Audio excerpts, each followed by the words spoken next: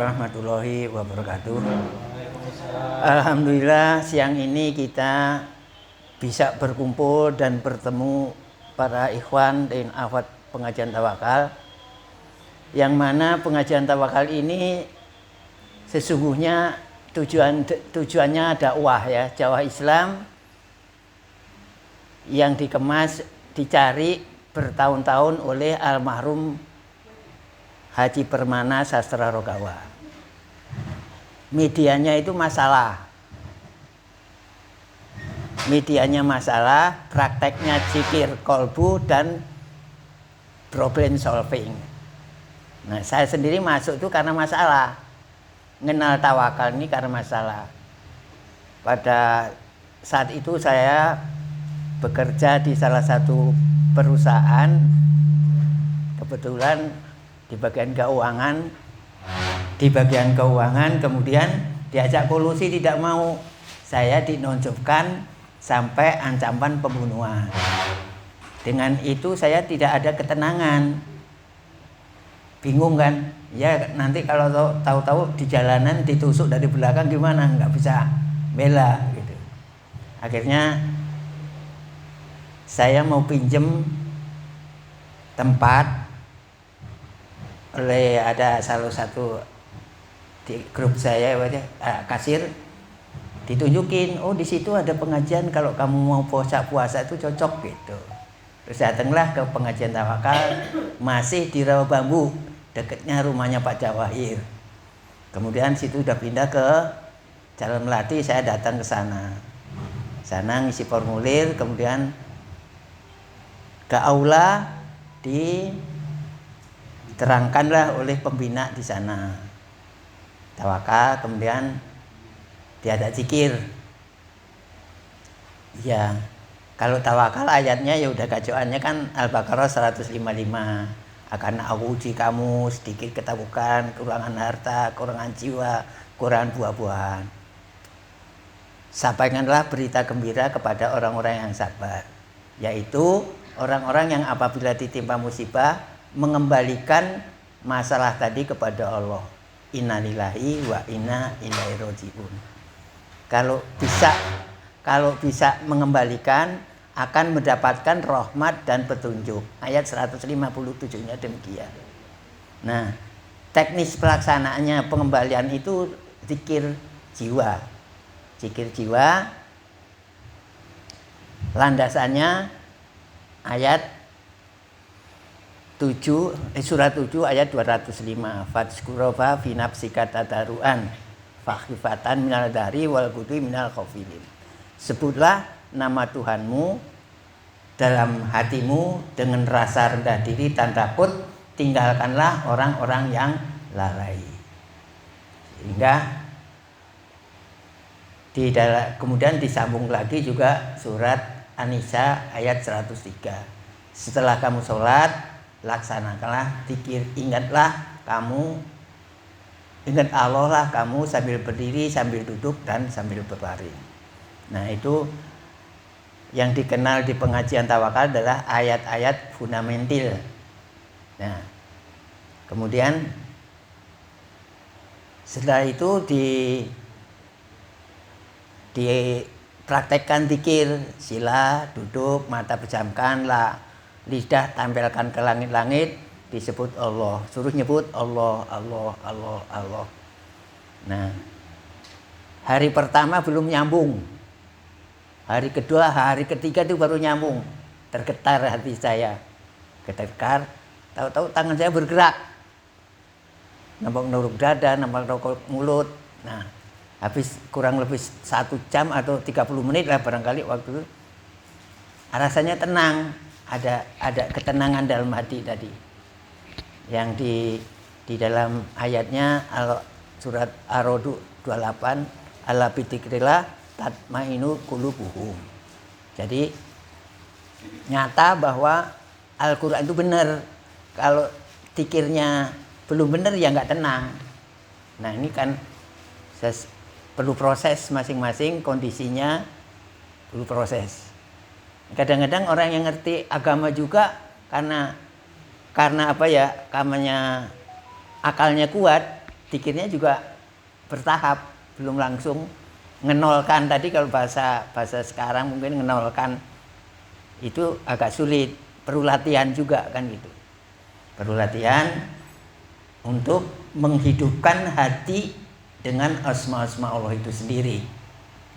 Nah, setelah gerak, ya itu tadi ada ketenangan. Disitulah modalnya pengajian tawakal itu melaksanakan kegiatannya. Jadi yang punya masalah sakit, masalah ya apa aja tuh solusinya zikir. Walaupun boleh juga medis, boleh juga pakai ramuan juga boleh. Nah gitu, sehingga saling, ya itulah istilah saling asih asa asuh, saling melengkapi lah masing-masing. Karena saya sendiri juga memang modal agamanya itu minim. Nah, karena sering puasa, sering zikir di Wisma itu, ya kerjaannya hanya puasa sama zikir aja. Tahu-tahunya merasa sumbernya kuat gitu. Sumbernya Al-Quran, dasar zikirnya ada, ayat-ayatnya ada. Nah, baru saya pulang kampung cerita sama keluarga. Kebetulan keluarga saya itu kejawen tuh ya ngakunya Islam tapi gak sholat. Sholatnya dalam hati aja cukup padanya.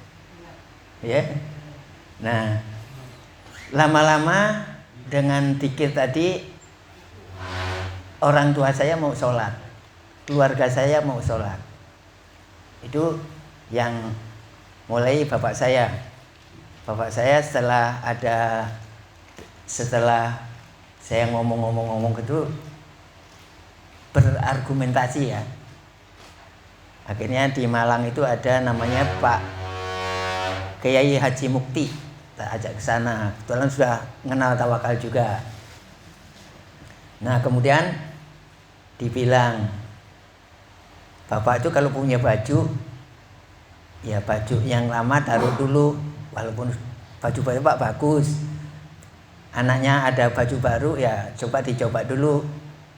Zikir saya bimbing juga di situ. Kebetulan saya disuruh bimbing oleh Pak Haji Mukti tadi. Nah, kemudian selesai Ramadhan, pulang di rumah saya suruh praktekkan. Ayo praktekkan dikirnya cara lama sama cara yang baru. Setelah di rumah, setelah dipraktekkan, kurang saya dari jauhan, saya tanya, bagaimana cara yang lama dan cara yang baru? Ya, cara yang lama, saya melihat diri saya sendiri gundul, rupanya hitam. Terus cara yang baru, terus saya sambung lagi cara yang baru. Cara yang baru melihat diri saya sendiri gundul, warnanya putih. Saya balik, Bapak senang yang putih atau yang hitam? Yang putih sholat, gitu ceritanya. Nah, punya sholat juga belum berani ke masjid, ke musola belum berani. Sholatnya di sawah, di karangan. Terus saya kebetulan ada tetangga yang suka sholat. Tolong Pak, bapak saya diajak ke musola, diajak sholat. Dia datang tiap sore, ayo ke musola. Lama-lama mau ya, lama-lama mau sholat gitu. Akhirnya ya saya ke Wisma lagi ya, ke Jakarta lagi ya, terus aja begitu. Nah, komunikasi lewat ya, dulu ada SMS saja ya, sering puasa, sering sholat. Akhirnya ya dipraktekkan ilmunya. Terakhirnya sampai tanya, kalau kamu di sawah, kalau mau sholat gimana? Ya pakai sajadahnya yang ngambil daun lah, pakai alasnya. Dibilang, kalau saya enggak, Kalau pakai daun kan ya kalau punya sendiri, kalau punya orang harus bilang dulu. Nah, kalau saya di rumput aja kan bersih juga. Artinya masuk kan, tidak berbohongnya kejujuran itu masuk. Akhirnya sering-sering demikian, ya udah, ya istilahnya keluarganya, adik-adiknya ya diajak zikir, kemudian sholat. Nah akhirnya sampai deadline-nya, waktu mau dipanggil Allah, dia pamit aja, saya mau tidur nanti jangan dibangunkan, saya habis sholat duhur saya mau tidur jangan dibangunkan. Waktunya sholat asar dibangunkan sudah nggak ada, sudah hilang. Nah akhirnya itu ceritanya orang tua saya. Jadi demikian juga Pak Permana ini juga tidak mengobati, diajak berserah diri kepada Allah. Pada waktu saat udah tamu sakit, kemudian ada orang Pak apakah bisa sembuh? Enggak, saya kan enggak bisa ngobati, yang bisa ngobati dokter. Saya ngajak ingat Allah saja. Kalau seandainya orang ini berangkat dalam keadaan ingat Allah gitu. Nah, prakteknya yaitu tadi ada yang di sana baik, ada juga yang baik terus, ada juga di Wisma yang gitu. Jadi kemudian yaitu landasannya prinsip berserah dirinya ini surat Al-Baqarah 112. Balaman aslama wajahu lillahi wa huwa musinun anjuru inda rabbi wala kafaun alaihim walhum. Tidak demikian, bahkan barang siapa yang menyerahkan dirinya kepada Allah sedang orang itu berbuat kebajikan, pahala di sisi Allah tiada khawatir, kecewa dan bersih hati. Nah, di situ sebagai barometer pengajian tawakal, ikhwan lah, orang tawakal itu harus sering baca surat itu, berserah diri dan berbuat baik. Kenapa ada 112, ada 111. 111-nya itu yang menjelaskan bahwa orang Nasrani dan orang Yahudi itu berebut benar. Akulah yang benar katanya masing-masing demikian. Kalau enggak, terus dijawab tadi surat Al-Baqarah 112, tidak demikian. Siapa yang menyerahkan dirinya kepada Allah sedang orang itu berbuat kebajikan, pahala di sisi Allah tiada khawatir, kecewa dan bersedih hati. Jadi nyambung waktu saya kuliah itu ada pelajaran agama, katanya Islam tuh jeren daripada asalama. Jeren asalama artinya Islam itu agama penyerahan diri. Siapa yang bisa melaksanakan surat Al-Baqarah 112 itulah Islam. Nah makanya begitu ke pengajian tawakal nyambung. Nah akhirnya saya di situ lama-lama pengen belajar lah, niatkan pengen belajar, berhenti bekerja.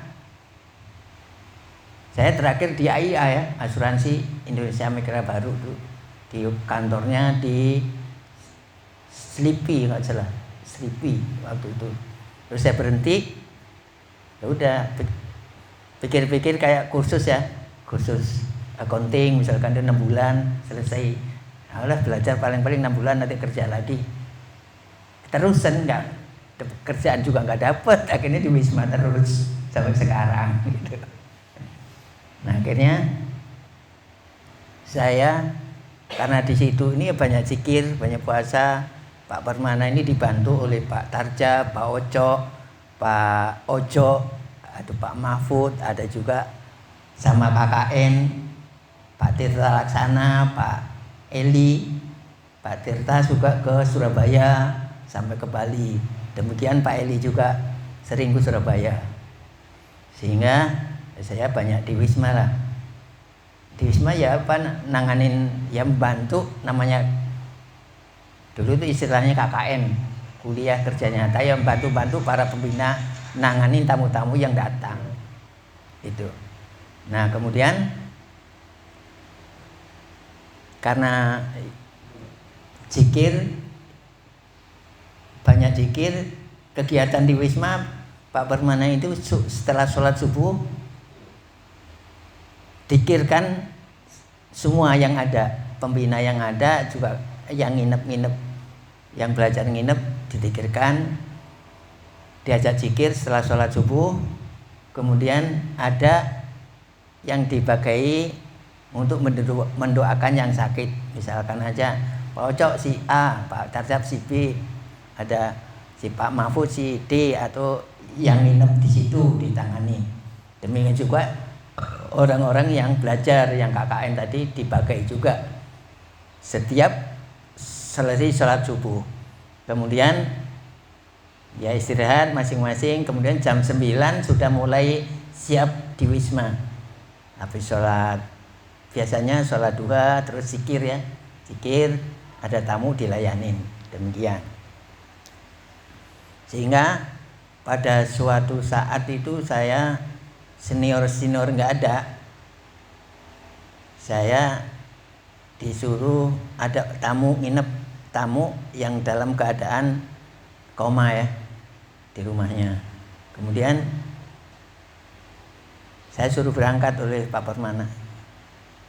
Tuh ada yang nyariin. Iya Pak.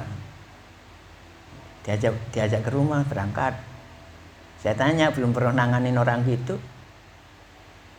Pak, belum pernah nangani yang gitu gimana? Oh, udah berangkat, udah kasih ilmu. Gue bingung jadinya. Mau siapain orang itu gimana? Orang belum. Ya udah akhirnya berserah diri di jalan, berserah aja sambil doa. Berserah gimana nih di sana nih? Akhirnya sampai sana, saya bawa teman satu yang bisa baca Al-Quran. Baca Al-Quran surat ini sampai sekian, saya udah dikir aja. Nah akhirnya keluarga-keluarganya pada nangis pada ini, tapi saya ngikuti suara hati saya. Oh, jangan nangis Bu, nggak ada yang ngasih tahu jangan nangis, ngomong aja, mau ngomong di telinganya. Selesai orang-orang itu, baru saya terakhir sudah nggak ada, baru saya maju kan, maju saya sinarin ya, istilahnya otak kecilnya dipegang, saya zikir. Nggak lama lagi ngelihat bayangan ada keranda putih dipikul oleh orang pakaian putih. Kemudian satu di depan bawa obor, ngelilingin yang sedang koma tadi, muter. Begitu muter, mata saya usap-usap kok masih ada terus. Akhirnya begitu bayangan itu sudah hilang, dia juga la ilaha illallah, lepasnya bareng gitu. La ilaha, pas baca la ilaha illallah, Allah la ilaha, itu hilang.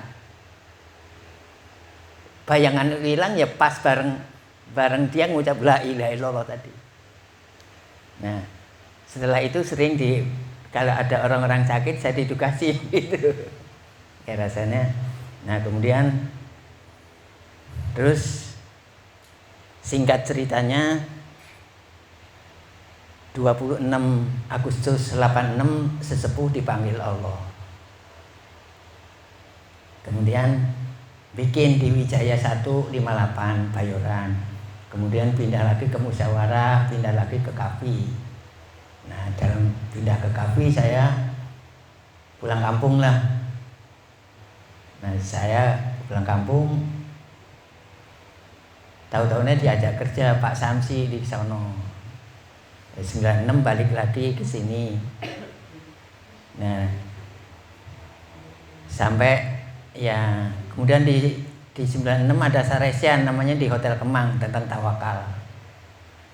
Isinya lupa lah isinya saya. Kemudian ya Istri diajak pulang ke Malang nggak mau, akhirnya netep di Jakarta lagi. Terus aktif sampai ke Rawa Bambu itu. Dulu kan mulai di samping Puskesmas, baru ke Komplek Batam di 3 sekarang.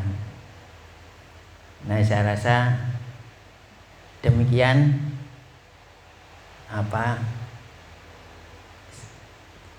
penghayatan saya, kesan penghayatan saya ya sepintas itu ya. Ya sementara sampai ke situ, sehingga pada dasarnya pengajian tawakal itu misinya dakwah. Dakwah katanya Pak Perma ceramahnya, kita mengisi kekosongan yang tidak tergarap oleh para ulama dan para kiai. Bagaimana mengajak sholat orang yang tidak sholat? Bagaimana mengislamkan orang Islam? Jangan Islam KTP-nya, wudhu perbuatannya belum Islam. Makanya ada ikrar tawakal, didasari ikrar tawakal itu. Makanya ada baca ikrar tawakal, walaupun ya sering-sering dibaca gitu. Kemudian ya banyak yang datang tuh yang datang tuh yang orang-orang pemerintahan juga banyak. Zamannya Pak Umar Wirahadikusuma, Pak dulu ada sebelumnya Menteri Dalam Negeri Pak Amir Mahmud juga datang, saya tahu juga lah. Tapi pada umumnya pejabat-pejabat itu malam datangnya, malam. Ini ya urusannya nggak tahu lah, malah Pak Amir Mahmud tuh bilang, Kang apa ya bisa saya bantu? Ya doain aja lah, doain aja, nggak mau dibantu tuh Pak Perman, dibantu finansial kayak gak mau, cuma doain aja lah. Ya saya rasa demikian. Assalamualaikum warahmatullahi wabarakatuh. Barangkali ya ada ini ya saling asasi lagu, barangkali ada ditanyakan sesuai dengan pengalaman saya yang bisa saya jawab lah. Terima kasih Pak Untung. Mungkin teman-teman jemaah ada yang mau ditanyakan atau menambahkan, ya silakan Mbak Ati, Mbak Wid, Mbak Rim, ya silakan Rim.